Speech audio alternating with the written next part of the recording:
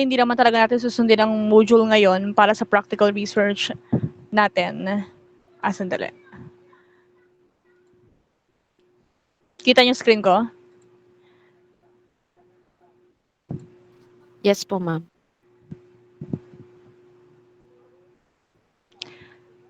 Okay, ang module number 4 naman ninyo dito ay tungkol sa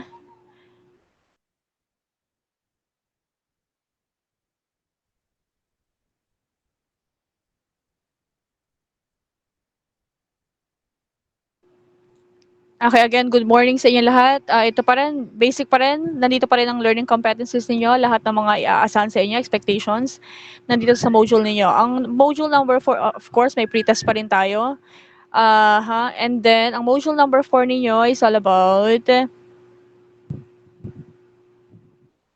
indicating scope and delimitation of research. Actually, part na to ng chapter 1. Pero syempre, i-discuss muna natin ngayon lahat ng mga gagawin ninyo beginning sa chapter 1 ninyo. Dito ang scope and delimitations, at saka mga research title, research topic. Okay, anyway, alis na muna tayo dito sa module. Magkaroon muna tayo ng discussion ngayon.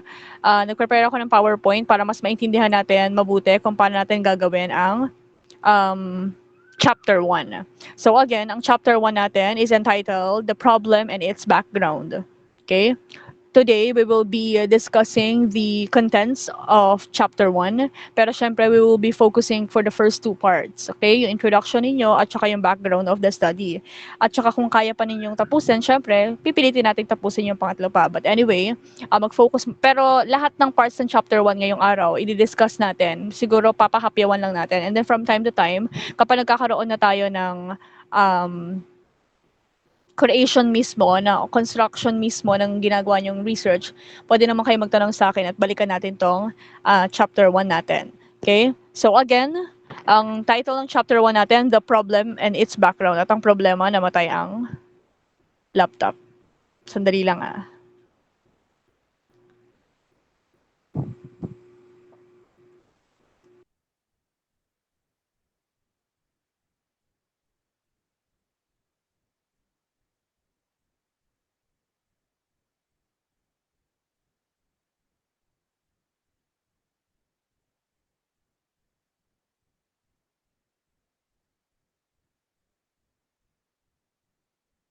Okay, habang binubuksan ko yung laptop, meron ba sa inyo dito na wala pang grupo? Until now? Yes po, ma'am. Sandali lang.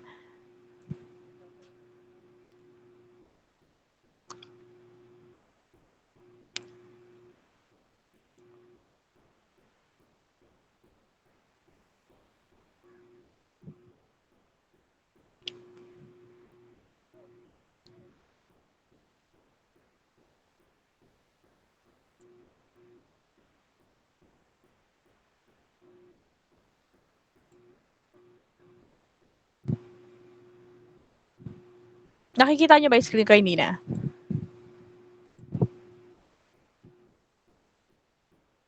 Black lang po, ma'am. Sandali lang .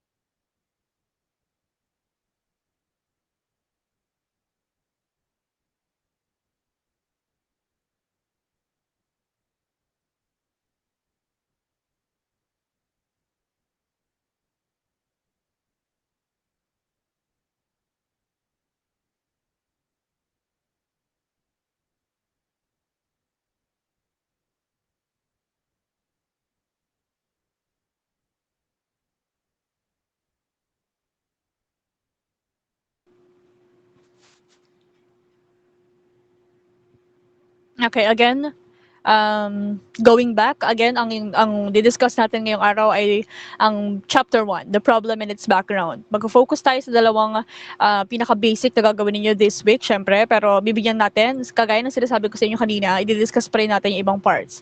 Okay, let's start sa chapter 1. Okay, bago kayo mag-start syempre ng chapter 1, meron muna kayong title page. Yung title page naman ninyo, very basic lang din yun. Nakalagay doon sa pinakataas, yung kagaya ng ginawa natin before sa komunikasyon. Nakalagay doon yung Tandang Sol Integrated School and then Senior High School Department. Sa baba noon, nakalagay yung pinaka-title ninyo, naka-center.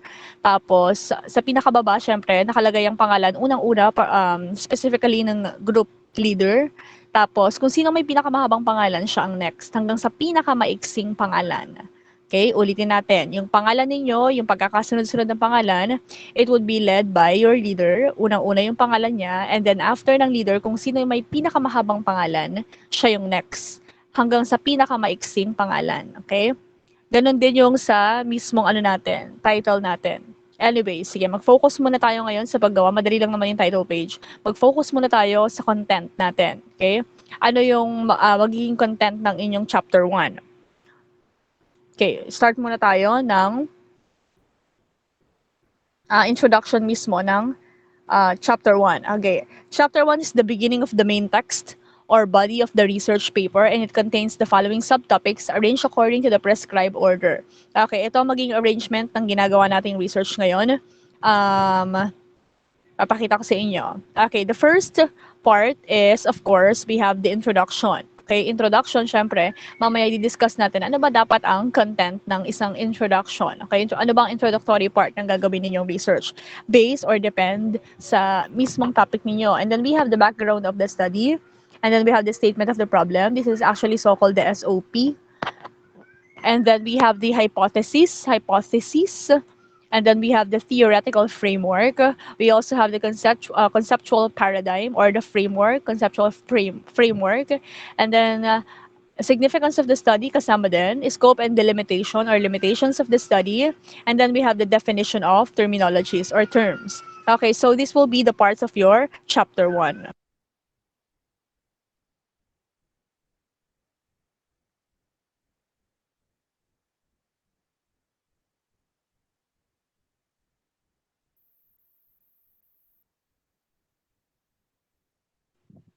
Okay, again, this will be the part of your chapter 1. I'm sorry for the interruption. Okay, let's discuss first the first one. Ano ba dapat ang content ng isang introduction? Okay. Okay, pag sinabi natin introduction, of course, is a group of paragraphs which is the start of chapter 1. Okay, basically, syempre, paragraph form tayo. Must be written carefully to create impact and generate interest and enthusiasm. It's really important for you to consider how your beginning or how your introduction would persuade the readers. Okay? Kailangan niyo silang i-persuade or kailangan niyo silang parang makuha or ma-catch up yung kanilang interest. Okay? Must have a good starting point that sets the tone for the rest of the paper. Must concentrate on dealing extensively with facts and must appeal to logics. Although paragraph-based tayo and very interpretative ang inyong introduction, dapat ito ay based pa rin sa facts. Contain simple and scientific words. Must avoid flowery, emotional words, and verbosity. Okay, when we say verbosity, parang yung mga hindi naman kailangan. Okay? Yung mga excess words or excess paragraphs na hindi naman talaga kailangan sa introduction, kailangan tanggalin na ninyo. Iwasan natin yung sabi dito, flowery. Di ba? Parang sa Filipino, mapalabok na mga salita. So you have to avoid that. Okay? And then, kaya natin sinabing contain simple and scientific words, doesn't mean naman na kapag sinabi natin scientific words, unfamiliar words yung ilalagay ninyo. When we say scientific words, there's actually a basis doon sa ginagawa ninyong interpretation in accordance with your topic. Okay? Based pa rin sa introduction ninyo. It does allow statements of the researcher's own ideas. Again, it does allow statements of the researcher's own ideas or opinions, but this must be logically presented and supported by facts, records, documents, widely circulated informations, and statements from person of established authority. Okay, although self-construction ito, again, ulitin natin hindi ito kagaya ng chapter 2 na gagawa kayo, kukuha kayo ng mga facts sa internet, kukuha kayo ng mga citations sa internet. Okay, although I am allowing you to get or to indicate some citation that will help your introduction be more explanatory, okay lang naman yun. But you have to remember that your chapter, the introduction itself, the part of the introduction is your own interpretation, is your own opinion. Okay? Again, pag sinabi naman natin opinion, hindi naman talaga yung parang opinionated na talagang para sa mga researchers or according to the researchers, they felt like, okay, hindi naman ganon, na parang sinasabi ninyo really your opinion, okay? What I am actually pointing out right now is that although you have your own opinion as a researchers, and as you construct your sentences or paragraphs, you have to be supported by facts, okay? As you can see here, kailangan merong, I mean, that dapat factual, meron kayong factual evidence dun sa sinasabi ninyo. Okay? Dapat talagang nakikita natin yan na talagang totoo din yan. Okay? Although that's your own ideas. Ma'am, parang hindi naman yata ano yun. Okay, pag sinabi naman natin kasi own ideas, ibig sabihin on how are you constructing your sentences or paragraphs, yun naman ang ibig sabihin nun. Pero syempre, lahat ng mga ideas ninyo, lahat ng mga content na ilalagay ninyo sa introduction ninyo, syempre dapat merong mga basis yan. Okay? At dapat yung mga basis ninyo, syempre, very reliable din naman. Okay? And then, we have okay, the characteristic or traits of having a good introduction. A good introduction must not be lengthy and should not be more than 3 pages long. Okay, masyado nang mahaba tong 3 pages long, especially sa structure natin. Ang gagawin kasi nating structure ay 2.0. Okay, 2.0 ang ating spacing. So, siguro naman, hindi naman mahirap siguro yon yung 2.0 spacing natin. Again, must not be lengthy and should not be more than 3 pages long. Okay, second bullet, a 2-page introduction, if well written, can be sufficient. Okay, what does it mean? A 2-page introduction. Pwede na, tatanggapin na natin ang 2-page. Actually, ang minimum natin ay 3 pages. Pero kung 2-page lang ang introduction wala namang problema doon. Okay? Kapag maayos naman ninyong talagang na-construct ang inyong introduction, sapat na yon. Sapat na yung 2-page na yon. Materials from other sources can be, sige nga, I don't want to read. Let's have Miss Pili. Would you kindly please read the third bullet, Miss Pili? Materials from other sources can be included to enhance the introduction, but proper documentation should be strictly observed. Okay, thank you very much, Miss Pili. Okay, in accordance with what you read, Miss Pili, what do you think it means? Ano bang ibig sabihin ng binasa mo?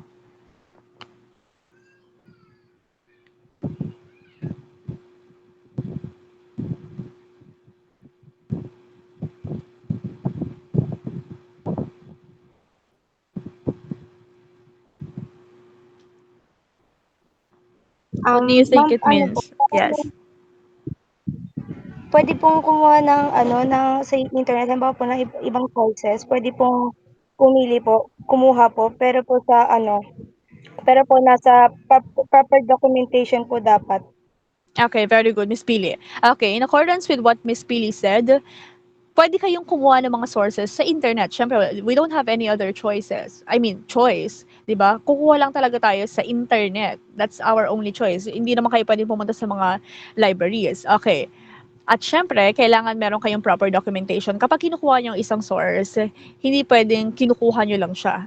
Kailangan ninyong magkaroon ng acknowledgement sa kung sino man ang uh, publish nung kinuha ninyong reference. Okay? Kailangan mahalaga talaga na makuha ninyo yung pangalan, makuha ninyo yung pangalan ng libro, yung taon kung kailan pinublish yun. Okay? Para maiwasan natin ang plagiarism. Plagiarism is a crime. Okay? The introduction should contain a concise discussion of any or all of the following. Okay, let's have Mr. Dieza. Number 1.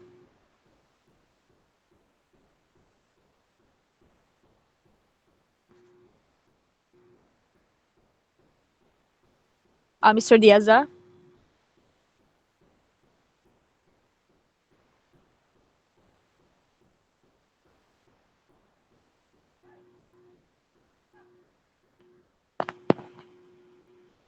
Mr. Dieza? Jason?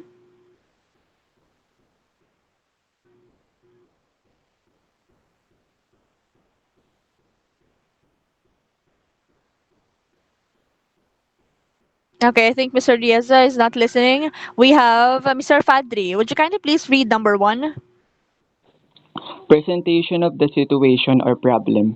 Okay, kailangan ng inyong introduction, meron na kayo kagad problema. Kaya ako sinasabi sa inyo from the very beginning na kapag nakaisip na kayo ng interest ninyo mismo, tapos gumawa na kayo ng topic ninyo, you have to create a problem doon sa topic na yon. Okay, kailangan meron na kayo naiisip na problema doon sa topic na yon. It's really important. Bakit? Kasi sa introduction pa lang, wala pa kayong SOP na ginagawa. Meron na kayo kagad general problem. Ibig sabihin, meron na kayong general na talagang, eto yung nakikita namin problema, kaya namin inaaral to. This is our purpose, kaya namin inaaral to. Kasi may problemang ganito. Okay? Kasi sa introduction pa lang, sasabihin na ninyo kagad. So, isa yon sa mga kailangan laman. But it's quite different from your SOP. Your SOP, merong mga sub-questions yung SOP ninyo. Meaning to say, kasama sa SOP nyo ang general question. However, may mga sub-questions na. Kasi yung sub-questions na yon, lilitaw yon sa mga sagot ng mga respondents ninyo. Okay, going back pa rin tayo sa introduction. Ang pinaka-problema sa introduction, kung ano yung pinaka-basic problem, ilalagay niyo yun sa introduction. Okay? Hindi magkapareho yon sa mismong SOP ninyo. Ano bang pinaka-main problem ng topic na yon? Okay? So, i-indicate niyo yon sa mismong introduction ninyo. Mr. Figuration, number 2. Existence of an unsatisfactory condition or problem that needs a solution. Okay, thank you very much. Meron pa rin tayong tinatawag. Actually, this is somehow called your own hypothesis, your own guess. Okay, ano kaya mangyayari doon sa problema na naiisip namin? Okay, ano kaya ang pwede namin maging method or ano kaya ang naiisip ng mga researchers na magiging solution ng problema na yon? Okay? Although wala pa kayo talagang, kasi hindi pa naman tapos ang research ninyo, wala pa kayong talagang pinaka-result ng ginagawa ninyong research. At least, meron na kayo kagad naiisip na solusyon doon sa problema. Okay? And then we have Mr. Quinto, John Mark, number 3. Number 3. Rationale of the study. Why it is necessary to conduct the study. Okay, when we say rationale of the study or rationale of the study, it is important for you to know your goal. What is your aim? Ano ba ang aim ninyo sa ginagawa ninyong pag-aaral? Okay? Why is it a necessity? Bakit kailangan ng society natin ang research na ginagawa ninyo? What is the significance of conducting that study? Okay? Sino-sino ang magbe-benefit ng mga study ninyo? So, that's all about your own rationale. Okay. And then for number 4, we have Mr. Grabador, Kim Alexis. A desire to have a clear understanding of a situation, circumstances, or phenomenon. Okay. A desire, thank you very much, Mr. Grabador. Okay, meaning to say, syempre meron kayong goal, meron kayong aim na masagot kung ano man yung problema na naiisip ninyo. Doon sa some specific situation, time, circumstances, or any situation.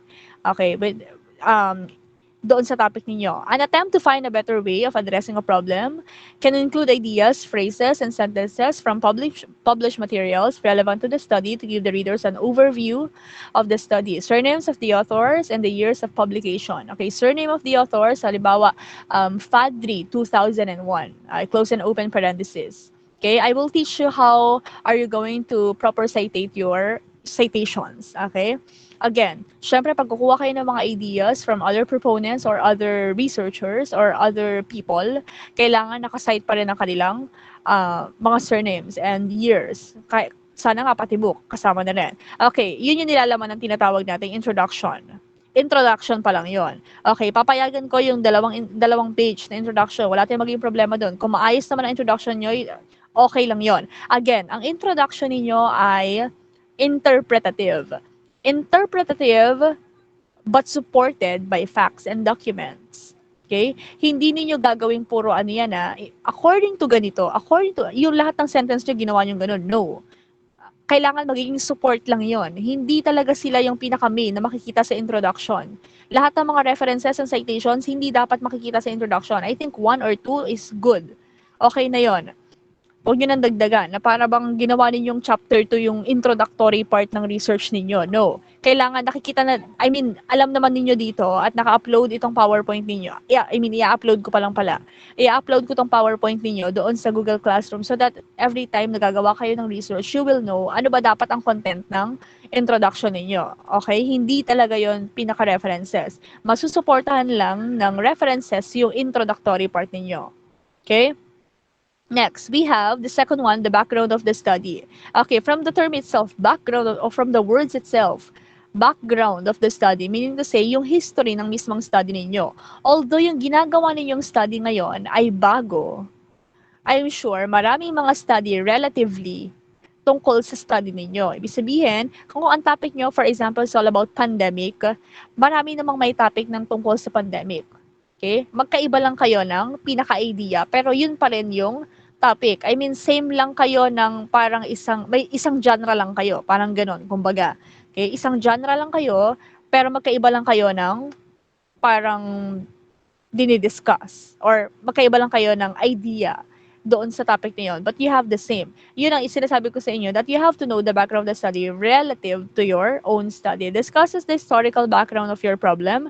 Ito na yung isa sa mga primary reason kung bakit meron ako mga nire-reject. It's because I know medyo wala pa tayong gaanong reference dyan na makikita sa internet. At kung meron man, very few lang. At we cannot say na ito ay reliable. Kaya ako siya dinidisregard, yung topic na yon. Describes problematic situation, the extent and gravity of the problem, who are affected by it, it affects, how it led to conduct the study, and conceptualize the research problem. Pertinent statistical data can be cited to support the researcher's claim of the existence of the problem. Okay, take note of the take note of this third bullet.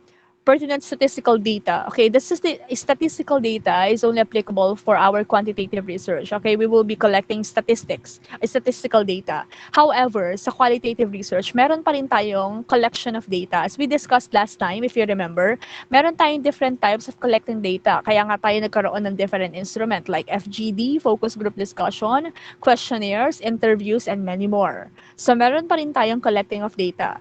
Okay? Pero under pa rin tayo ng qualitative. Again, qualitative. Hindi tayo quantitative. Again, balik tayo sa background of the study. Hanapin lang ninyo kung saan ang parang diniscuss natin kanina. Okay? Parang kung saan ang yung umpisa. Okay? O kaya naman ano ang nilalaman talaga ng study na yan. Saan ba nanggaling yung idea na yan? Okay?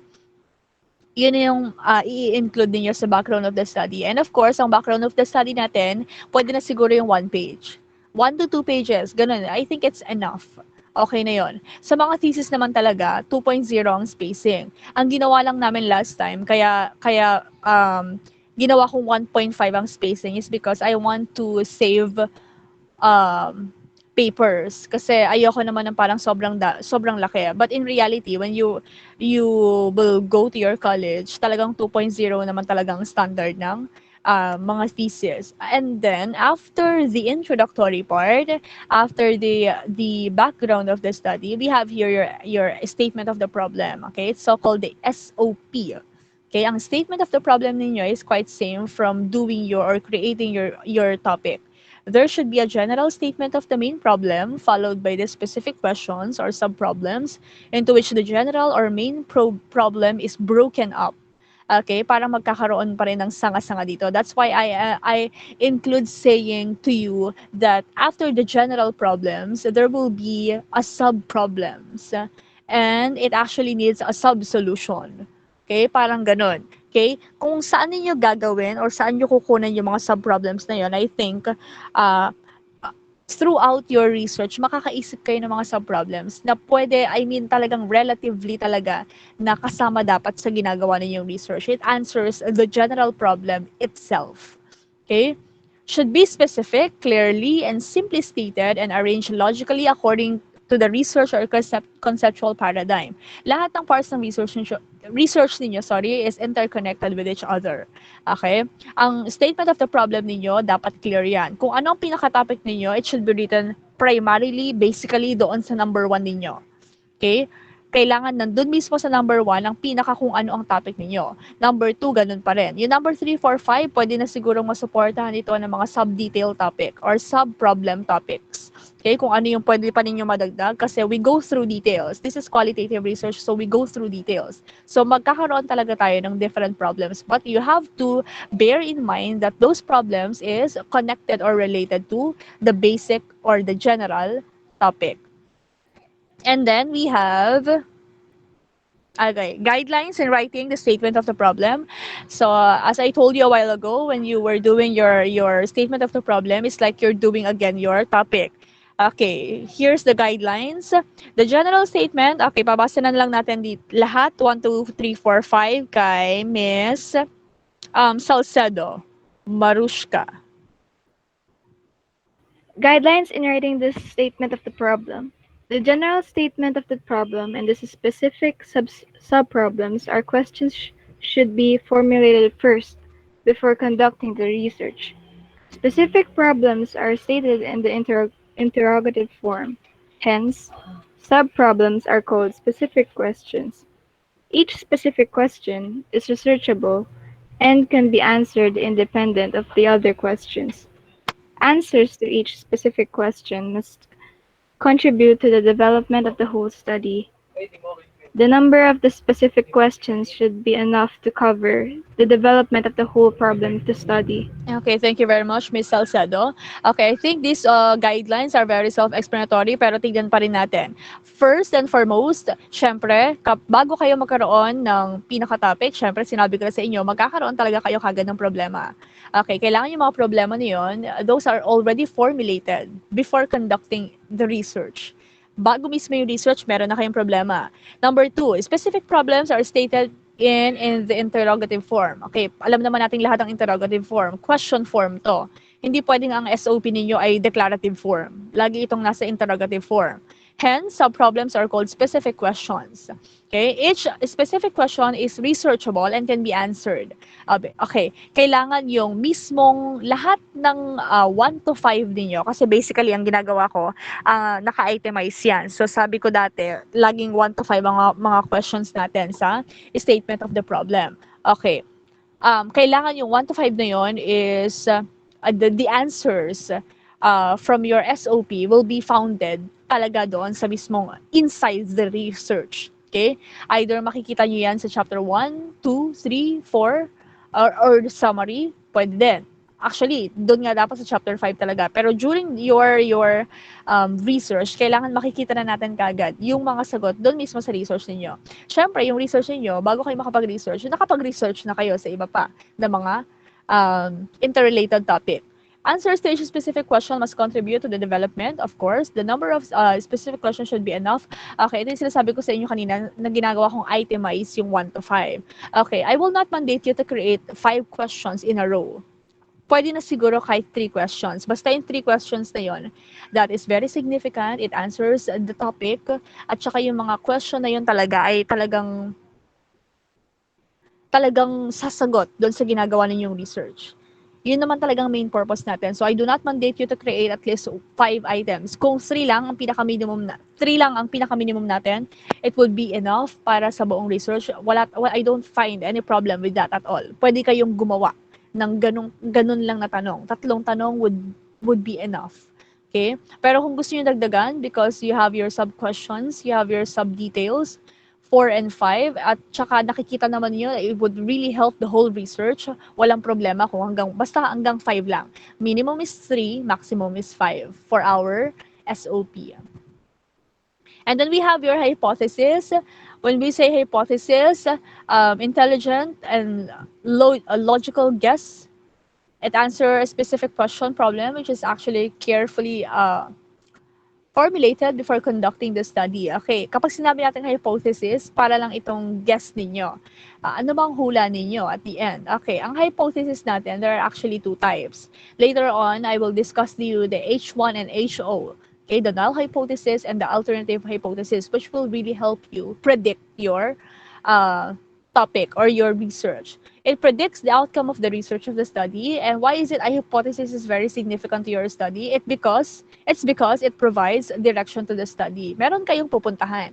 Okay, halimbawa, ang naiisip niyo ganito magiging ano to. Ganito magiging ano nito, pinaka result. Tapos hindi 'yun nangyari.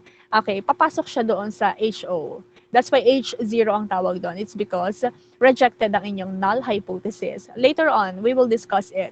And then, it enables the researcher to formulate the conclusion of the work. The results of the study are the basis of for its acceptance. Ito yung sinasabi ko sa inyo kanina. For its acceptance or rejection at the end of the study. That's why it is really important for you to have your hypothesis kasi malalaman ninyo at the end of your study kung kayo ba ay panalo doon sa inyong hypothesis or not. Worded effectively so readers will remember all throughout their reading. Okay. Characteristic of a good hypothesis. It can be empirically tested. When we say empirically tested, there is actually some studies before your study. Meron na tayong mga factual studies about the research you are going to do. Ibig sabihin, tested na yung ginagawa ninyong study. Should be stated in definite terms the relationship between variables under study. The variables, yung sinasabi nating variables dito, it can be dependent variable or independent variable, which is actually applicable for all the quantitative research. Although sa atin sa qualitative research, we will be having also our variables. Ang variables natin dito, our topic, and of course, the methodology and the respondents natin. Characteristic also of a good hypothesis, it will be based on the question raised in the study and is stated in such a way that it logically answers the question. Okay, ito yung function of hypothesis. Wag na natin yung puntahan.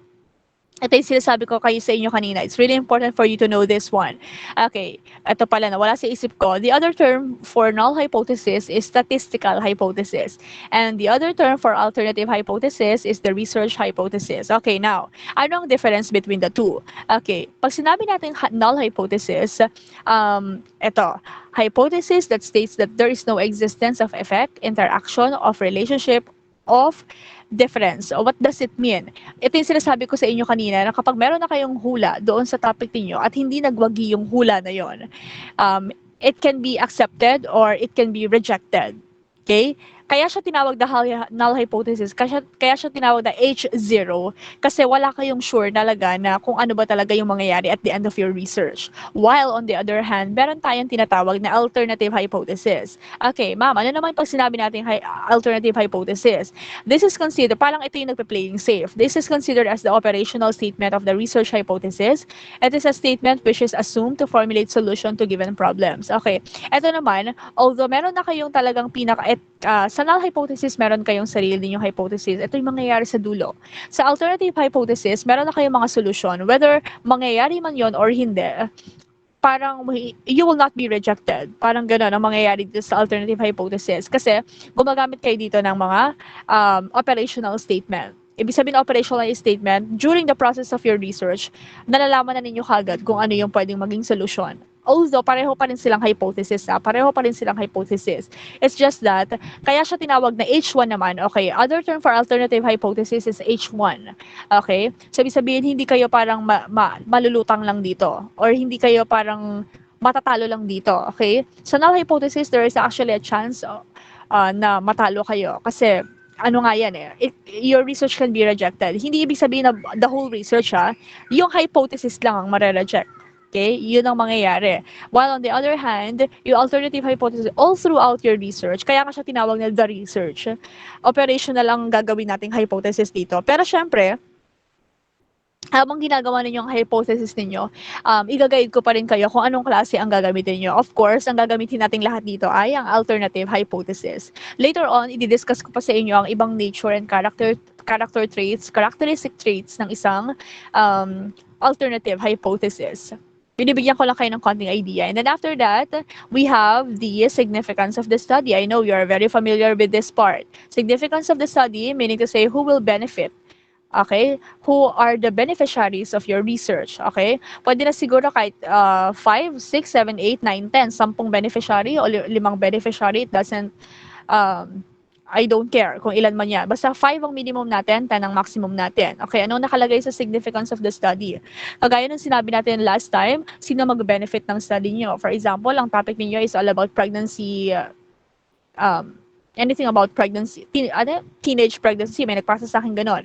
Okay, so sino mag-benefit niyan? Siyempre, primarily, yung mga, depende sa topic ninyo. Halimbawa, ang tinatopic ninyo kung paano, like, ma-avoid muna ang teenage pregnancy. So, ang magbe-benefit talaga niyan, yung mga talagang hindi pa na, talagang wala pa doon sa situation or sa circumstances ng pagkakaroon ng pagiging pregnant. Okay? So, sila magiging primary beneficiary ninyo. Who else? Pwede rin siguro yung mga talagang wala pang idea o kaya naman the next researchers who are actually interested with the topic itself. Bahala na kayo kung sino ang ilalagay ninyo. It actually depends on your topic. For example, your topic is all about the ODL. So, who will be the beneficiary of your ODL topic? Pwedeng estudyante, the administration of TSIS, the senior high school department in particular.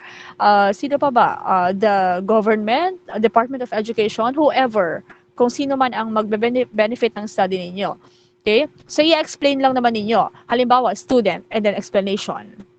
Tapos, TSIS, teachers, explanation. Ganun lang ang significance of the study. And I know you are actually more of like aware of how are you going to do this. And then we have the theoretical framework, of course. When we say theoretical framework, what does it mean? Theory. Ibig sabihin, kukuha kayo ng kahit anong theory tungkol sa ginagawa ninyong research. Hindi lang kayo kukuha basta-basta. You have to remember that when you're getting your theory of your research, kailangan talagang interconnected or interrelated talaga or very related talaga siya sa topic ninyo. Why? It's really important for you to like create a good theory for your research because yan ang magiging foundation nyo until the end. Okay? Magiging foundation nyo siya sa conceptual framework ninyo as you are going to do or you are going to create your own methodology. Kasi kailangan pa rin ang talagang theory. Is a symbolic construction which uses abstract concept, facts or laws. Ito yung sinasabi ko sa inyo kanina. First and foremost, hahanap muna kayo ng theory about your research. And after that, you will have your own interpretation about that theory and how it is a big help or why is it significant for your study. Bakit ba mahalaga yung theory na yon sa ginagawa ninyong study? Refers to the set of interrelated concept, definition, and proposition that presents a systematic view of phenomenon by specifying relations among variables. Hahanap kayo ng theory. Okay? Very self-explanatory na yan. And then we have, after the theoretical framework, we have your conceptual framework or paradigm. Okay. Ayaw na natin ng very traditional na input, process, at output. Please stop that. Okay? Gagawa kayo ng sarili ninyong figure. Gagawa kayo ng sarili ninyong mga sanga-sanga. It actually depends again on your research. When we say conceptual paradigm, ano ba dapat ang content nun? Diagrammatic representation of conceptual or theoretical framework. Sabi ko sa inyo, related silang dalawa lagi. Ang theoretical, kailangan nakalagay sa conceptual paradigm. Okay, it depicts in a more vivid and logical way what conceptual framework wants to convey. In one glance, the paradigm gives the overall outline of the entire research as it shows the, okay, bibigyan ko kayo ng example ng isang conceptual paradigm. Okay, for example, this one. Okay, nakalagay dito. Although, hindi natin alam kung anong pinaka-topic dito. Actually, ito, Model Used by Innovation Network. Okay. So, dito, basically, nakalagay dito ang problem statement. Nakalagay. Okay? And then, as you can see here, we have the theoretical conceptual model. Actually, it depends on your topic. Dito, nakalagay ang kanilang rationale. Okay, that's the significance of the study. After getting the problem of the statement, meron silang naging goal. Okay? And then, we have meron ditong rationales. Okay? Ano ang significant ng ginagawa nila. And then, we have there your assumption. Resources, anong kakailanganin niyo, and then how are you going to do it? So they have here their activity, what are the action or the methodology that they are going to use, and then we have here your outputs and your expected outcomes is also here. So itong framework na ito, itong conceptual framework na ito, ginawa mismo yan ng mga researchers. Okay, pwede namang hindi rin ganyan. For example, meron pa tayong isa. This one is actually or also an example of conceptual framework. Okay? So, sabi ko sa inyo, it actually depends on your topic. Ang topic nito, the healing of Decano, a model of treatment components, protective factors, and outcome measure. Actually, this is all about science. Okay? So, ganito ang conceptual framework na nabuo ng isang or ng mga researchers. Okay? Kung makikita ninyo, talagang tinignan nila kung saan papasok yung ganito, saan papasok yung ganyan. Okay? The measure. Okay? So, yan. Isa rin yan sa mga example ng conceptual framework. Again, kayo ang gagawa ng sarili ninyong figure. Hindi na yung parang traditional ginagawa natin input, process, output. No. Let's leave it that there. Okay? And then ano pa, pwede rin naman ganito ang maging conceptual framework ninyo. Okay? Like a tree branches. Okay? The deeper the roots, the stronger the branches. So ito. Okay? I think it's all about psychology or whatever. Okay, whatever discipline it may be. Pero makikita ninyo yung conceptual framework nila dito. Dapat clear, Okay, ang conceptual framework ay clear. Pinapakita ko lang sa inyo yung figure. Actually, yung content nito, I am not actually convinced kasi hindi masyadong clear sa akin ang pinaka kung anong problema, kung ano ang magiging method, kung ano, hindi clear sa akin yung ganito. But, syempre, kung bibigyan nyo talaga ng proper content ito at ganito naman ang magiging figure nyo, okay lang sa akin. Okay, pinapakita ko lang sa inyo mga example ng conceptual framework. And the question is, can we make a framework or model of our own, of your own? Can you make your own framework? That's the question. Okay, here are my references to this PowerPoint. Okay, going back, siguro yun lang muna ang discussion natin.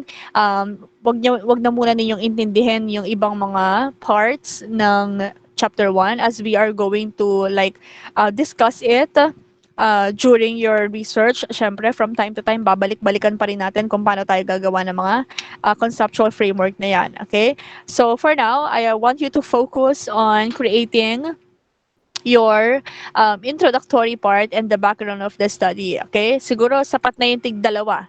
Wala na tayong magiging problema doon siguro sa tig-dalawang page.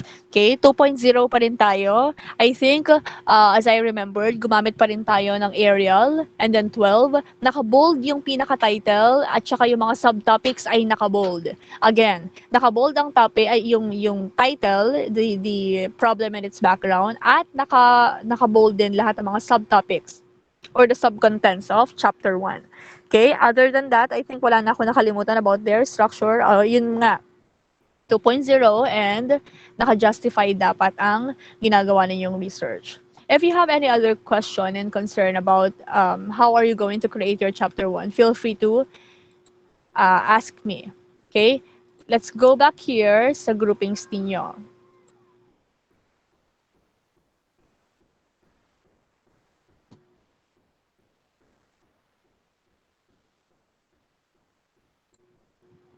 Okay, ang groupings ninyo, as you can see on your screen, we have 5 groups in a row. Okay, we have the group of Choi, Salcedo, Fadri, Miss Pauline, and Miss Crizel. Okay, so meron pa tayong mga slots here to fill in. Sino pa dito ang wala pang grupo? Would you kindly please just raise your hands para makita ko doon sa pinaka-ano. Okay, we have Mr. Almedora. And then who else? Mr. Ko? Who else? Silang dalawa lang. Lahat ng mga nandito, you have your own groups already? Ma'am, yung dalawa pa pong kaklase, wala po sa online ngayon. Who else? Sino?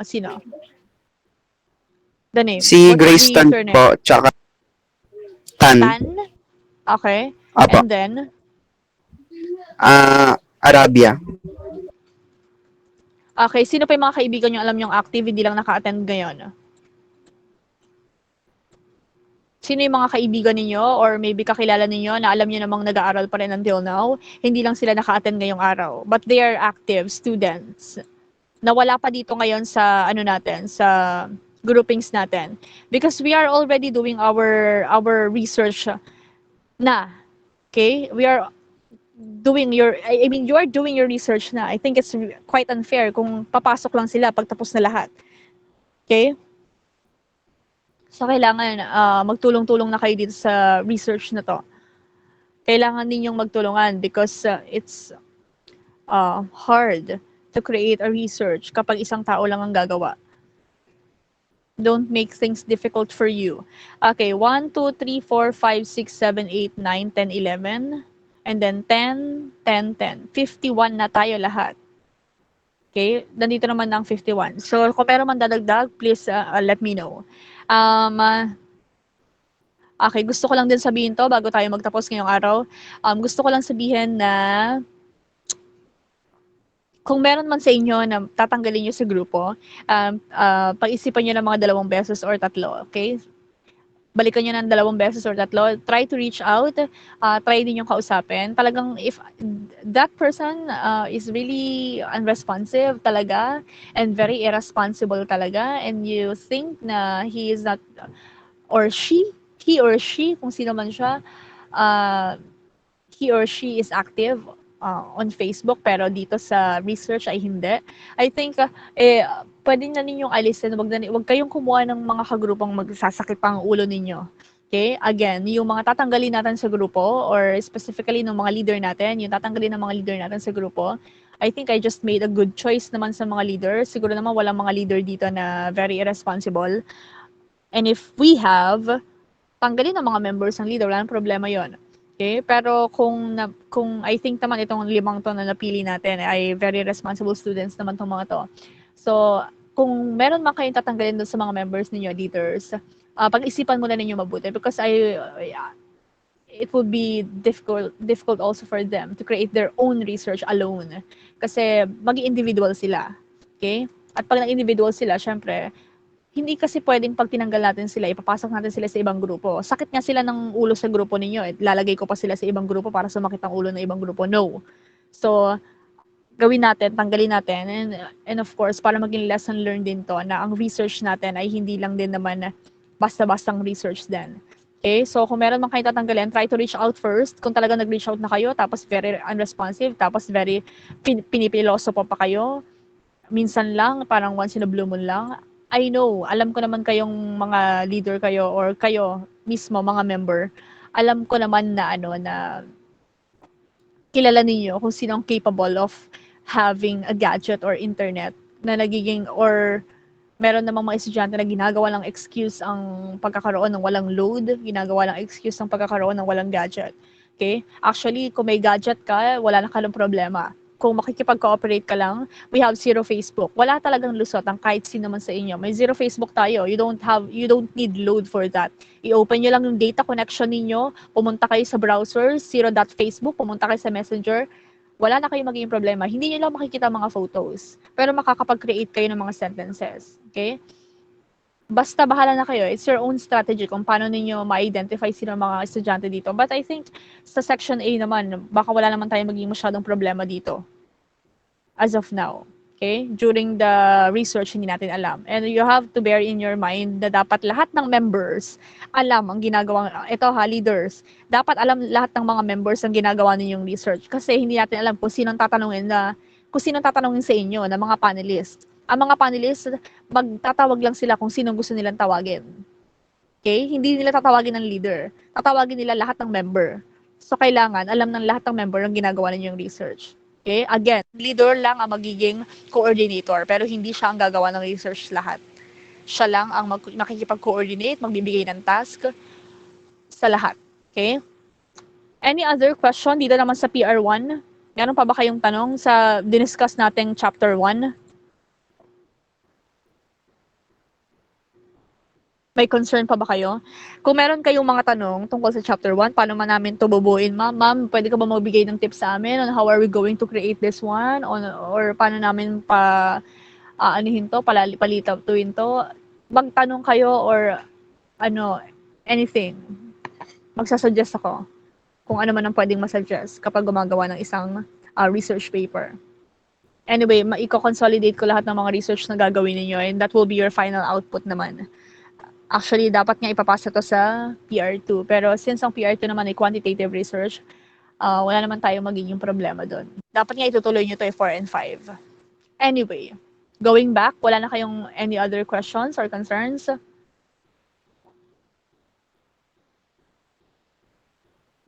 Mr. Fadri, in behalf of your class? Ma'am, di ba po approve niyo na po nung topic namin, kailangan pa po bang i-revise yun pag Yung, in-approve yung niyo na topic. po? Ay, hindi na. Kapag sinabi kong okay na, Opo, approved yung na, topic. yun na mismo ang magiging topic ninyo. No more revision. Mag-focus na kayo, Mr. Fadri. I mean, ma'am, nung sa title po.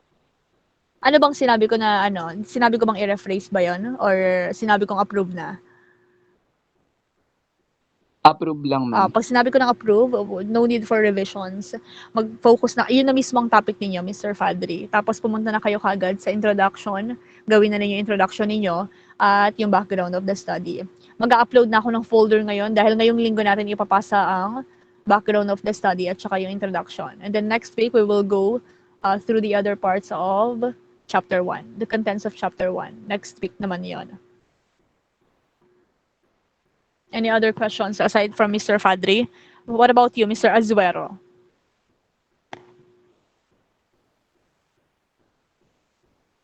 Is everything clear on you?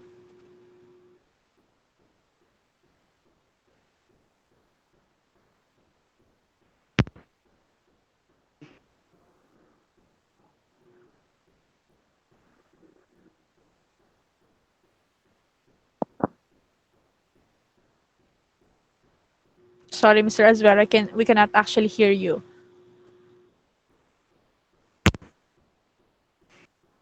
Pwede mo namang i-type doon sa chat box natin if you have question. What about you, Ms. Salcedo?